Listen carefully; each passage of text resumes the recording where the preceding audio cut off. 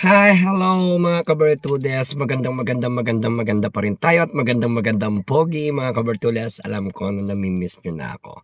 Siyempre palagi akong busy at marami ako palaging kausap.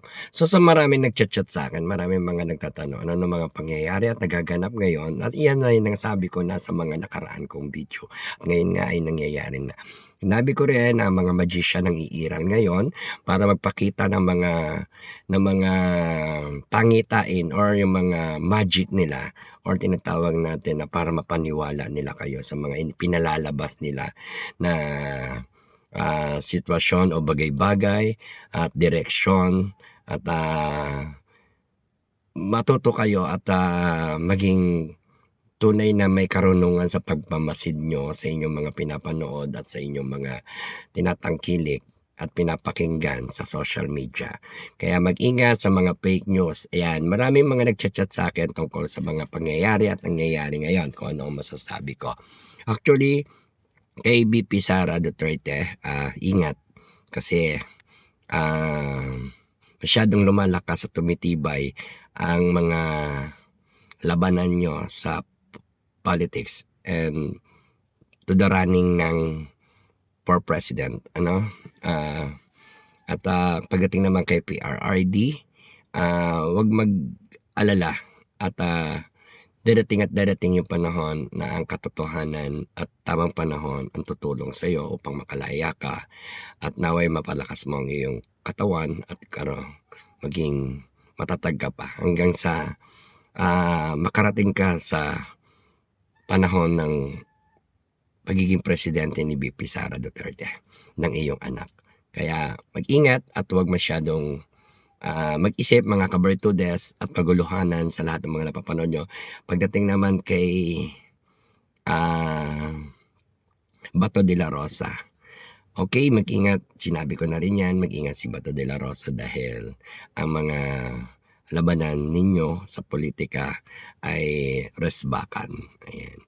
At huwag kayong magpapasindak sa mga anumang pananakot ng mga tao sa katiwalian. At palagi lang tayo nandun sa mga mabubuting kalagayan at laban na napapaloob sa ating batas at sa batas. Kaya mga kabertudes, sa lahat na nagtatanong din tungkol kay Cabral ba yun? Cabral na napakamatay,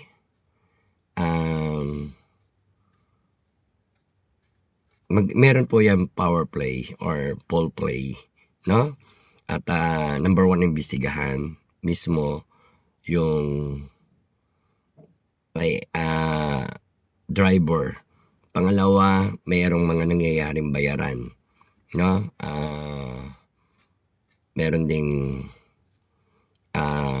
mastermind dyan. Kaya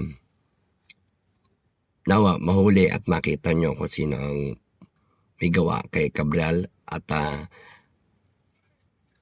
patunayan kung iyan ba ay totoo o hindi. Pero ayon sa nakikita ko, yung poll play and power play and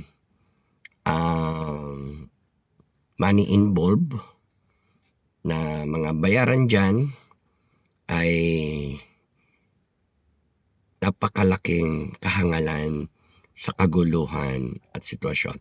Tandaan nyo, yung nangyayari kay Cabral ay hocus-pocus, no? Antabayanan nyo at pakinggan nyong mabuti at kilatisin nyo pa lagi ang ginagawa nila step by step at mapapatunayan at mabubuking nyo kung ano talaga ang totoo. Kaya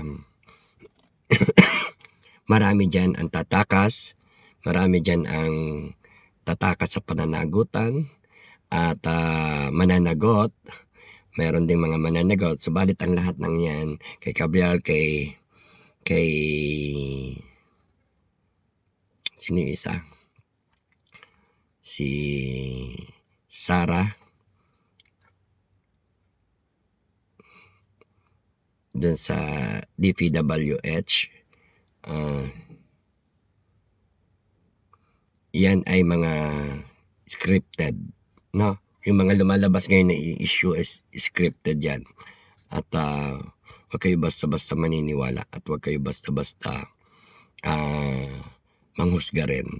Kailangan balanse at happy lang, good vibes lang, for Akit Swerte. Always panalo, always tagumpay. Hindi ako makakapag-vlog masyado ngayon ng tarot card reading dahil I'm very busy at marami rin akong inobserbahan at ginagamot, nakakausap sa iba't ibang bansa. I love OFW. Mag-ingat kayo palagi dyan at nawa at palagi kong panalangin sa inyo ay nasa maayos kayo palagi at kaligtasan, no? At hindi kayo nahihirapan sa buhay-buhay at sitwasyon ng inyong pamumuhay. At maraming salamat sa lahat ng mga sumusuporta at sa lahat ng mga namimiss ako. Maraming salamat sa inyo sapagkat ako'y busy po lamang at meron din po akong pinapagawa kasi na kubo ko at makikita nyo yan sa susunod kong vlog. Papakita ko din pala sa vlog ko yung aking mga pinagkaabalahan nitong mga nakaraang buwan dahil sa pagpapagawa ko ng munting kubo ko. Kailangan ko kasi ng may sariling kubo, no? Sarili kong at safety. Then maraming salamat sa lahat ng mga nakasubscribe, followers ko, sumusuporta. Sa lahat ng mga hindi pa nakakapagpa-tarot card reading, magpa-tarot card reading na kayo. Kontakin nyo lang ako sa Viber, sa FB at sa WhatsApp, no? Or just call me and I'll be there. Just call me sa 0962-615-5424 para makontak nyo ako, makausap nyo ako kung ano man ang mga problema nyo. Tapatan natin ang solusyon sapagkat ano man ang problema ay may solusyon. Subalit kung kayo ay may mga sapi at puno-puno ng negatibo, kamalasan at di magandang kalagayan, alisin natin yan, no? Tanggalin natin yan at makabili kayo o makakuha sa akin ng mga Lucky Charm and Protection para kayo ay maprotektahan at magpalakas kayo at magtagumpay kayo. Para sa inyo, yan, sa lahat ng hindi pa magpa-cleansing na po para matanggal yung inyong mga negatives, no? At ano man ang mga gumagawa o inggit sa inyo, mawala yan, no? Kung ano man yung mga problema nyo, ilapit nyo lang sa akin at kayo ay bibigyan ko ng solusyon. At kapangyarihang karunungan ng inyong mindset, mabubuksan natin yan. At excuse me, gawin yung maging maganda ang lahat ng takbo ng inyong pamumuhay upang hindi kayo maging mahirapan o maging malinya sa mga lupaypay. Kaya tayo sa lahat, kung ayaw makinig, bahala kayong manginig. Dahil always panalo, always tagumpay tayo mga kabertudes. At ano man ang mangyari, laging kabutihan ang mas mananaig. Alam ng Diyos at ng tadhana ang ating mga kakampi. At hindi tayo padadaig sa sinumang mga humahadlang sa ating pamumuhay. Ayan, balik tayo doon sa issue ng mga nagtatanong kay Sara Diskaya. Ayan ay mayroong mga usapin, issue. Ngunit yan ay may mga involved na scripted, may mga involved na bayaran, may mga involved na dealing. Yan, may mga dealing. Yan, si Gabriel pati na disgrasya at sinasabi na disgrasya na isa yan pala isipan sa mga taong bayan. Ngunit maging matalino kayo sa panonood nyo, pagkilatis at pakikinig sa social media kung ano ang katotohanan at magkakaroon kayo ng karunungan at sumain nyo palagi ang pagpapala ng Diyos at karunungan upang malaman nyo ang totoo at dapat paniwalaan. Yan, suportahan natin ang mga taong naglilingkod, nagmamahal, nagmamalasakit, rumirespeto sa mamayang Pilipino at nagtatanggol. Ayan. Sa mga usaping politiko, napakagulo po niyan. Talagang sobrang gulo niyan, sobrang dami ng mga any yan. Kaya Huwag kayong maguguluhan mga kabertudes. Kalma lang kayo sa panonood nyo. Alam kong gulong-gulo na kayo. Alam kong nahahawa kayo ng stress kahit napapanood nyo pa lang. Nakikita nyo na kagad kung ano ang nais nyong malaman na hindi nyo matuklasan o malaman-laman sa kanila ang katotohanan. Dahil nga napakagulo ng explanation, napakagulo ng mga binabalita, sinasabi, at pinakikita sa mga social media platforms, mga live stream, yan. Kaya ingat po tayo mga kabertudes sa panonood nyo, dahil alam ko na-i-stress din kayo at alam ko apektado kayo, naapektuhan kayo. Kaya maganda yan, obserbahan lang natin, huwag tayo magpapekto. Hayaan nyo silang mag-away-away, hayaan nyo, dahil sinabi ko na yan, sa huli sila rin ang mag-aaway-away dyan. Sila rin ang magkakagulo dyan, dahil sila mismo ang nagnanakawan. Sila mismo ang naglolokohan, sila mismo ang nag-iinggitan, sila mismo ang nag-aagawan sa kapangyarihan, sila mismo rin ang nagpa-party-party sa kaperahan ng taong bayan, sa pera ng bayan. Ayan, kaya maging matalino tayo sa ating mga iboboto sa susunod sa 2028 at dalangin natin palagi na maupo na ang makakapagbigay ahon, solusyon sa lahat ng naging balakid at problema ng ating bansa, no? Kaya idalangin natin ang ating mga nais ihalal sa susunod na halalan for President at congratulations kay VP Sara Duterte, kay Vice VP Sara Duterte. Congratulations, binabati kita, you're a very strong woman, and then I'm proud of you na you are appointed, kasi yan ang tinatawag na the one, no? Kasi ang dami-dami nila pero ikaw lang talaga ang tinitira nila, ikaw lang din talaga ang kanilang kinakalaban. Kaya napakatalino mo at naway maging matalino rin ang mga taong bayan sa pakikipagbaka mo, at kahit ikaw ay nag-iisa, marami sila, kayang-kayang mo yan.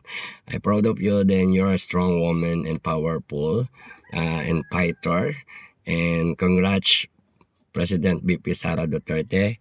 Naway maging matagumpay ka at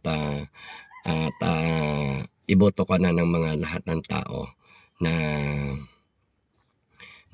sumusuporta sa iyo upang matapos ang kaguluhan. Isa lang naman yan kung sino matira sa iyo na matibay. Yun din naman ang mangyayari. Kaya panalangin natin na ang matira ay may pusong kabutihan at malasakit sa ating mga kapwa Pilipino, sa ating mga mamamayan. Huwag na tayong lumihis pa sa paniniwala at manatili ang ating karangalan at dignidad at reputasyon sa ating sarili upang maging huwaran tayo ng mga susunod na kabataan. Masyadong magulo sa year 2026, ang daming sisipain ng mga hot or tinatawag na fire horse, yung mga natitira mga ahas, ulupong o whatever na tumutuklaw palagi kay VP Sara. Maghintay kayo, dahil pag sinipa na kayo ni VP Sara Duterte ay magkakaroon na kayo ng kanya-kanyang lungga, no? Kaya ingat mga kabertudes, at manalig tayo sa ating Panginoon palagi at magdasal sa ating mga mabuting panalangin para sa kinabukasan ng mga kabataan at ng ating bansang Pilipinas, na maahon at maging mabuti na ang kalagayan natin sa pagtuloy-tuloy na pagbangon ng ating bansa. Kaya huwag na tayo makigulo, huwag na tayo makiisa. Kung hindi nyo kaya at kayo ay naapektuhan, then kalma, and then focus to your lifestyle. Mag-focus na lang kayo sa lifestyle nyo, gawin nyo ang dapat nyo gawin, at mag-obserba lang kayo kung ano yung dapat nyo obserbahan. And then finally, dapat mayroon tayong ginagawa. Ang may ginagawa at ang may karunungan, siya ang lagi nagwawagi. Dahil kung meron kang karunungan, hindi ka mag-aalangan para malaman mo at makamit mo ang katarungan.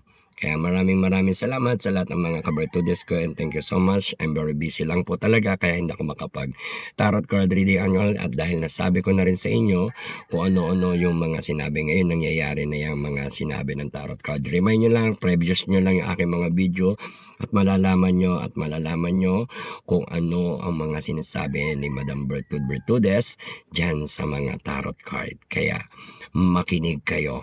Kung ayaw nyong makinig, bahala kayong manginig. It's not my problem anymore. It's yours, not ours. Thank you very much, and thank you so much. God bless you and more power, more blessing. Hanggang sa muli, at tayo ay manatiling malakas sa pananalangin at sa pananampalataya kay God. God first, second guide and idea. Ako'y gabay lamang. Maraming salamat po sa inyo, mga kabartudes. Magtagumpay kayo at supresahin nyo sila. Sama-sama tayo sa tagumpay, at tagumpay nyo, tagumpay ko rin, tagumpay natin lahat.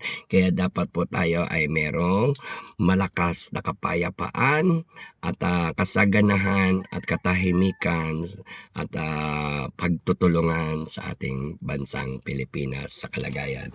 Nawa ay matapos na, at sa year 2026 abangan nyo ang mga marami pang mga kaguluhan sa first quarter, no? Kaya ingat mga kabartudes, and then see you next.